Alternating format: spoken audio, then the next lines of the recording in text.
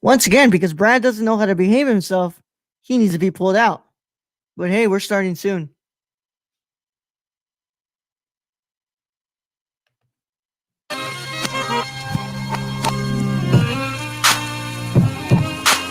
Welcome back to the Nerdcore Podcast, the podcast reviews movies and talks about nerd shit. This is episode 339, and it is your Saturday morning review. It is Thursday night for the patrons that get to watch this early and listen to it earlier than everybody else. But yes, it is a Saturday morning review. We're here to talk about Alan Yang's Tigertail. And as always, it is the Nerdy Chicana here to host the show, along with my wonderful co-host, Young Yoda. How are you doing, bro? Doing good, bro. Doing good. Sup, everybody. Let's talk about regrets. Oh man, we're back on our grind because this is my second episode in the day, and it's not even the last one we're doing today. We did two yesterday. No, not yesterday. The day before. Yeah, today I did High Flyer Radio at 4 today. Today we're doing Tigertail, and then after this we're gonna be doing a good old fashioned orgy for our producer's pick movie. So you guys better stick around because we're gonna be coming back with that review. But Brad, how's it been going so far? Busy day today. Busy day. Although I did watch some good movies yesterday. I heard you treated yourself to a pretty good double feature. What did you watch? So I watched The Thing, the 1982 version. Thank you to my Stars free 7-day trial. So it's been like that for you. Huh? I already canceled it, so don't worry. I won't get charged. Don't worry. I opened a Crunchyroll free trial yesterday to watch 5 centimeters per second for the cinema condition. Yep. And guess what? I just canceled today. Crunchyroll. Like, I ain't paying for this shit. Like, I'm going to watch everything I can in that 7 days and be done with it. So I watched The Thing, which, we get to talk about for the Patreons at the end of this month, Cult Month. And then I watched Moneyball, which, terrific sports movie. Wow. Moneyball. It's been a while since I've heard that name of that film. I've watched it before. I loved it, but yeah. Wow. Brad Pitt and Jonah Hill. Brad Pitt is the great Billy Bean. Jonah Hill, terrific. I don't even think he got paid for that movie. I don't know, man. He didn't get paid for he got paid very little. He didn't get paid for Wolf of Wall Street. Yeah, he just wanted to make a movie with Marty. I mean that movie was terrific. To be honest, both those movies are terrific. The Thing and Moneyball. Yeah.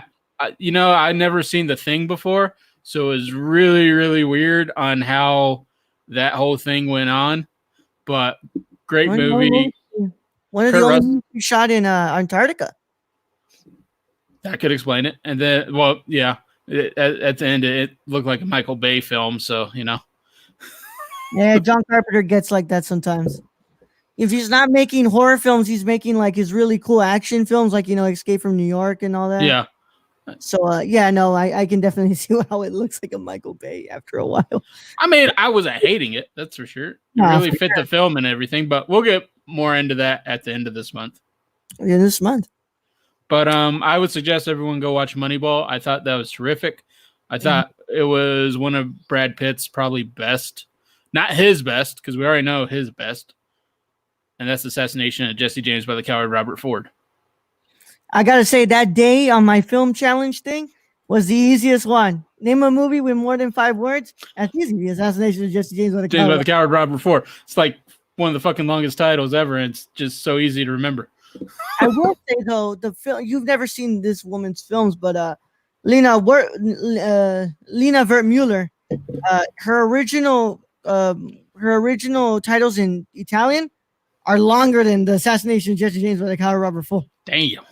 They're like at least 12 words, dude. And then what, in English, we just said fin or the end or some shit. Like 3 words. So that's what the English language does. Yeah, like, no, fuck your long ass. We're too lazy for this shit. Which is why I think the Assassination of Jesse James by the coward Robert Ford bombed at the box office, is because his fucking title was just too long. Yep. Like nobody wants to go to the movies theater to the ticket. 3-hour Western epic. 3-hour Western epic made by Well, not even that. Even getting into the movie theater when you go to get your ticket stub and you go, yeah, can I get 2 for the assassination of Jesse James by the coward Robert Ford? Nobody wants to do that. I need a breath. I need an icy. God damn it. Also, it's made by a director who wasn't a big name for the Western genre. Now, if it would have been done by the Coen brothers, I literally, Brad, for the longest of time, I swear I thought it was the Coen brothers who did that one. Which, I knew it wasn't the Coens because let's face it, the assassination of Jesse James by the coward Robert Ford is a slow movie. Yeah, it's a very slow movie. And they're not known for that. No, Coen brothers not known for that. They're known for having a slow pacing maybe once in a while, but then it turns up the heat. Yeah. But the assassination of Jesse James by the coward Robert Ford is just, it plows along. And I absolutely love the film. My dad hates the film. He's like, what kind of Western is this shit? I'm like, this is like the most gorgeous fucking Western that couldn't be made in the 60s, Dad. Yeah. Is the one that it could be made in our time. Yeah. I mean, it's just a fucking gorgeous film. Yeah. So I watched 5 centimeters per second yesterday, and then the day before that, I had the chance to watch Tigertail, and I watched Edward Yang's The Terrorizers. Wow. So I'm still gotta fill my reviews for the 75 Films from Asia challenge I've been doing, but I'm telling you right now, Taiwanese cinema. Oh man, it's wild. It's not like Korean cinema. It's got its own type of characteristics that make it really, really interesting.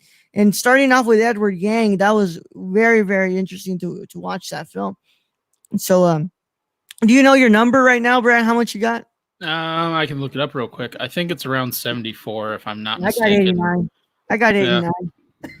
I mean, you realize I was 2 weeks ago, I was only at maybe 40. Also, yeah, you realize that I'm a film student, so I was watching films in class. So, so that's even more impressive on my part, right? Yeah, it's impressive that you've been able to watch 25 or 30 movies in the past couple of months. I was just racking up films because of my classes.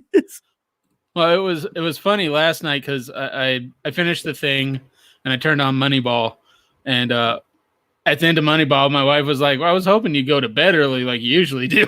I'm like, I was watching a good movie. Yeah, you're like, not anymore, baby. I gotta get up to Raul. Yeah, I gotta make it. But before that, I watched A Beautiful Mind. I don't know if I mentioned that to you. Terrific movie, absolutely wonderful movie, and absolutely crazy that it's based on a real guy. Yeah. Well, I can't wait to get into this film. This film is probably was after hearing about everything at Sundance and everything went down, they were like, Tigertail is going to come, and I was looking at this movie for a while. I said, oh crap, it's the directorial debut of the guy who worked on Master of None. He's worked on Parks and Rec, so there's a lot of hype behind this movie for me. I said, oh, I can't wait to watch this film, and I really was looking forward to it, and I'm glad that we're able to talk about it today because I think this film this film has a lot to say. And without further ado, if you have never watched Tigertail, this is your chance to get the hell out of here because there's going to be a lot of spoilers. But if you don't care about spoilers, then you can go ahead and keep listening. Either way, your spoiler warning is in effect in a 5, 4, 3, 2, 1. All right, man. Tigertail is a 2020 American drama film written and directed by Alan Yang. It stars Zima, Kristen Cole, Hayden Zeto, Lee Hong-chi,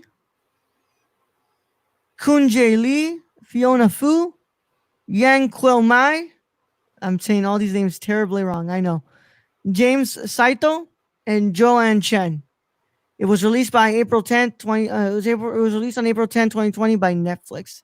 And the film is basically about this old man reminiscing on a lot of his childhood experiences in Taiwan. That's a nice way to put it. Yeah, pretty much. Because this movie, wow. So I'm going to go with Brad first because he actually got the chance to watch this film first before I did. Brad, what were your thoughts on Tigertail? This movie is legitimately sad. Not okay, I got to rephrase that. not like sad in cinematography or sound or plot or anything. It is a sad story. It is legitimately just sad. And you just continue on this trail of basically watching this man look back and just regret everything. Literally, just regret everything. From choosing a marriage just so he could get out of China to Taiwan. Taiwan, sorry. Yeah. And then going from there and just looking back and regretting, not going to see his mother more, or seeing his grandmother more too. But it's such a sad film. It's well shot. The story's amazing, but it's sad, and then in some parts it is a bit slow. Yeah, so I had to say that too. I adore this film. I think this film is a strong outing by Alan Yang. I think it's the same way I felt about Atlantics. I think the next one, I think Alan Yang is going to be even stronger in this next film because this film was pretty good. It was pretty good. I mean, other than some just some slowness in it, some pacing issues, the film was actually very well shot, very well acted. I mean, it's quite brilliant in some takes.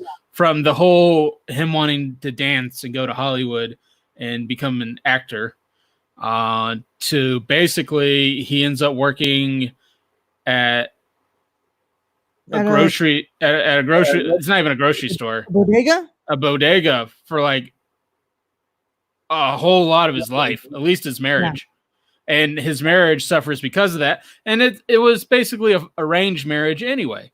And it's not who he wanted to marry. And you even get that part where him and his true love, his original true love, I would say, because she ended up not staying, which even hurt even more.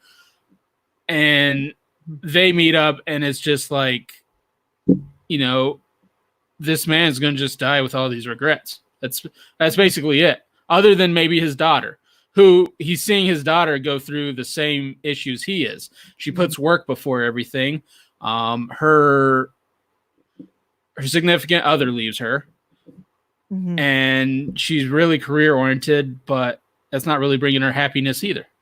Yeah, and I think one of the most powerful scenes in this movie is that ending when he finally cries, because he was raised on like crying doesn't fix anything and stuff like that, and one of the most powerful scenes is that ending when he finally gets to finally cry and let it all out, because he's carrying so much regret in him, and part of that is very much, I think Yang is talking a lot about the immigrant experience on coming to a country you know nothing about, expecting that it was going to be this land of opportunity, and when you get here it's a complete opposite. It's like, wow, like I have to work at a bodega right now, and you really have to scrape from your boots and really go and really create what the so-called American dream is.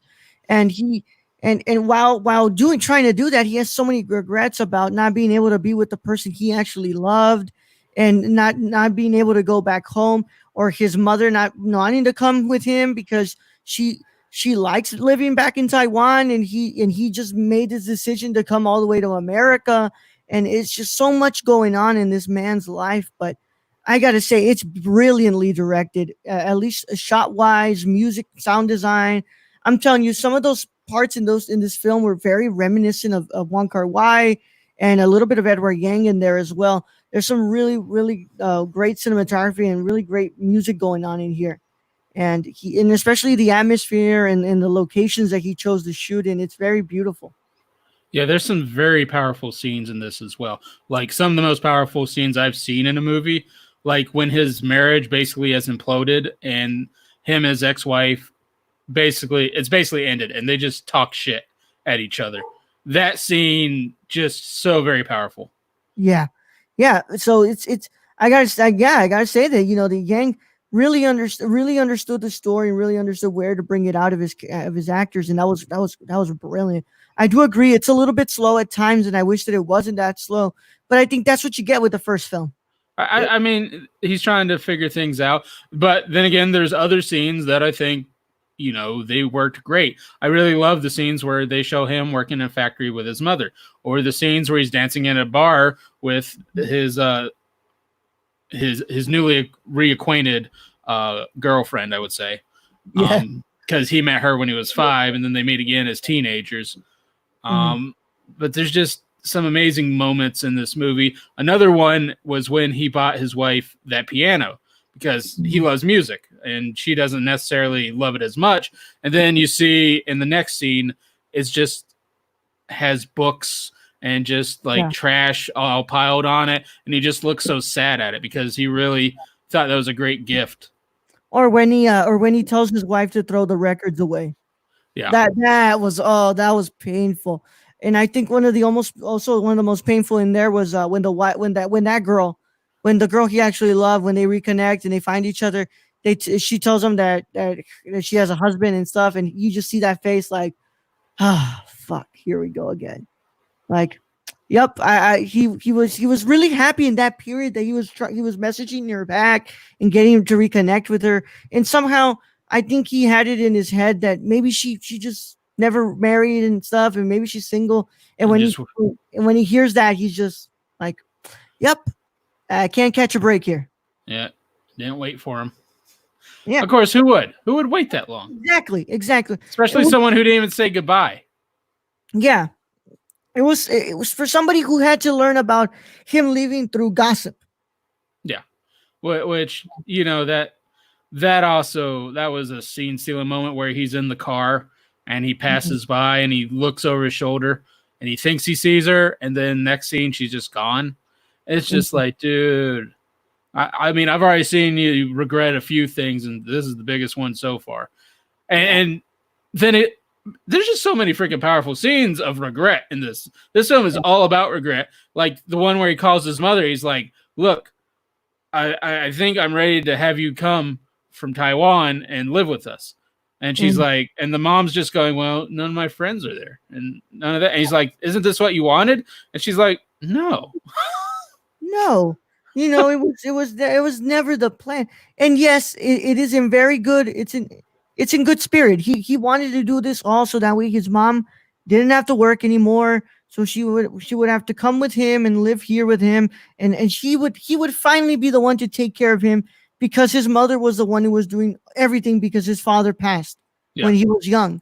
And I get that, and I think that's a lot of the immigrant experience, wanting to to build a better life for those who were building it for you, bring them back here and take care of them. And it was sad that she's like, no, I don't have friends over there. I don't speak the language. What am I gonna do? Just sit around and be home? And like basically he was like, what am I gonna do? I'm gonna be like your wife who just stays at home, does nothing, and sits around until she finds her friend. She finds a friend eventually, but like and then in that scene where he opens the fridge up and there's no food, and you're going, ooh, this isn't good.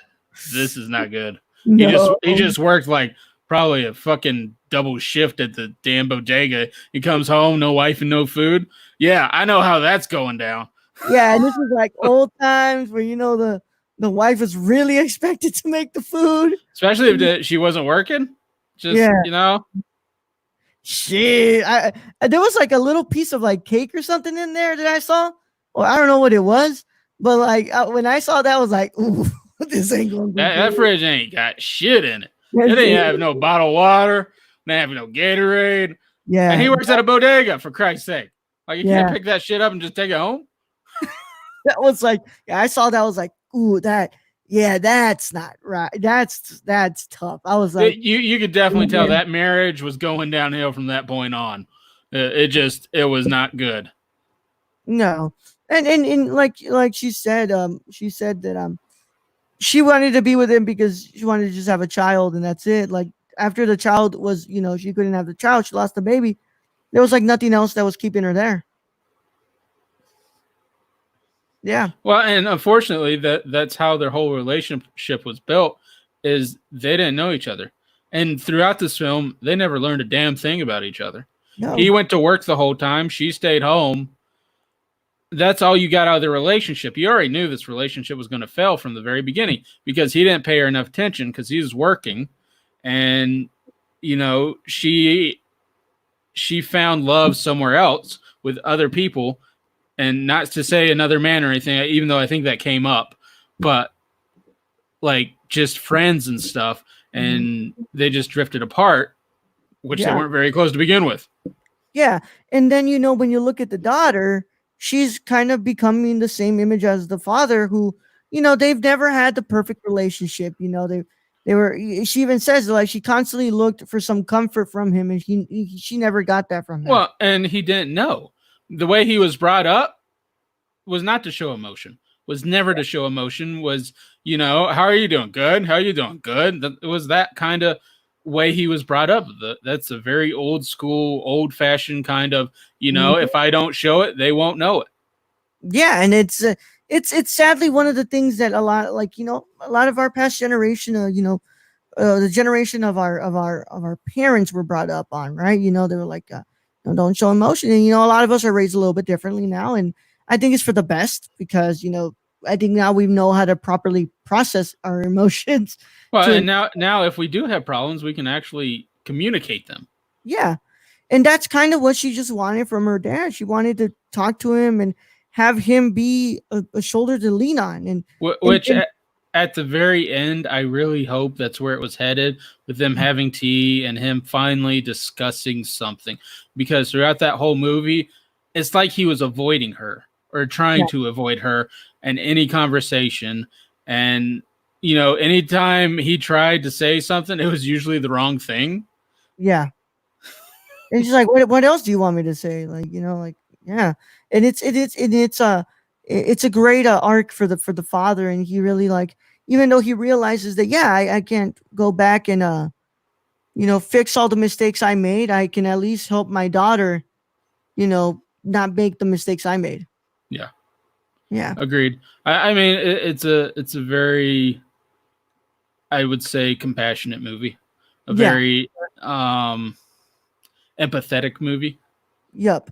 I definitely saw the whole visual style from Master of None. I watched that. There was a little bit of instances where, like, the scenes in Taiwan when he's younger. Oh, the rice paddy fields. Yeah, Those are yeah, so beautiful. fucking beautiful, man. Wow, those were beautiful. Those are great. And then the scenes when they're in the club, they're dancing. Very, there's like a little bit of wit and humor in there. Probably, of course, it comes from his experience of being a comedy writer for Parks and Rec and being also, for Master of None. There's a lot of comedy. So I loved all those instances, and I loved how the lighting was working in those bar scenes where they were just dancing. It, very reminiscent of One Car Wine. I loved it. But yeah, I gotta say, this movie was pretty good. Excuse me. This movie was pretty good. I enjoyed it. I think that it's strong for his first film, Hmm. and I'm going to be looking forward to what comes next in his next one because I think he's only going to get better. I agree. I mean, this is showing a lot of promise. Promise, yeah. So I'll go ahead and give Tigertail an 8 out of 10. An 8 out of 10. I will give it the same score, 8 out of 10. 4 out of 5. It was 4 to 5 out of my letterbox. So yeah, it was pretty good, and I recommend everybody go watch this. Go watch it. It's on Netflix. You got time during quarantine. Go and watch Tigertail on Netflix. So yeah, so that was our review, and we hope everybody enjoyed that. So we've got nothing else to say until we go to our good old fashioned orgy review next. So we're Hey. gonna go ahead and say goodbye here. So I want to thank everybody who's listening, who's watching. You know what you got to do. Leave a like on this video, on the YouTube video. Subscribe to us. Also, make sure you follow us on Twitch, twitch.tv/the Nerdcore. And also go to our Patreon, our podcast feed on Apple Podcasts and leave a review for us, please. You want to see Brad and I become Rotten Tomatoes certified critics because of this stupid show. Well, not the stupid show, this show, where we actually are serious. It would be great to just see Bradley Simmons, certified critic, and and the publication, the Nerdcore. And then my review been meh. Yeah. Yeah. Where Meh. Venom succeeds is in the first 20 minutes when things start to feel like it's a different movie and everything starts to get crappier after. like a turd in the wind. Yeah, so go and do that, please. Help us out. And also check us out on Twitter, the Nerdcore _, Instagram at the Nerdcore. Our Facebook group is the Nerdverse, the official Nerdcore group. Go and chat with us on there. Also, you go to nerdcore.com. You're seeing it right there, down there. The nerdcore.com is where you can find all our reviews and stuff and written content. And if you're ever looking for the podcasts that we do, if you don't remember the links and all that stuff, everything is on the website. Literally, everything's on there. So you can go ahead and check it out. I got to update the recommended viewing page so we can add all the movies that we've been talking about lately. So you guys can go and able to watch them there, watch them through there. So yeah, so go ahead and go and do that stuff. And also our Patreon supporters are the ones who make this show happen. So thank you to our Patreon supporters, who are Cassie and Sarah, our associate producers. And we also have our executive producers, Grayson Barker, who you can find on Twitter at Warlord1Bar and on Instagram, Grayson Barker 98. Also, where can they find Shane, Brad? He's our $15 tier executive producer as well. You can follow our friend Shane at twitch.tv/SWRWK or on Twitter at SWRWK Twitch. All right. And also our $25 tier executive producers are Brown Rice 1996 on Instagram and Twitter, and Real Nerdy Dad Tony on Twitter. Tony. Real Nerdy Dad. At Real Tony. Nerdy.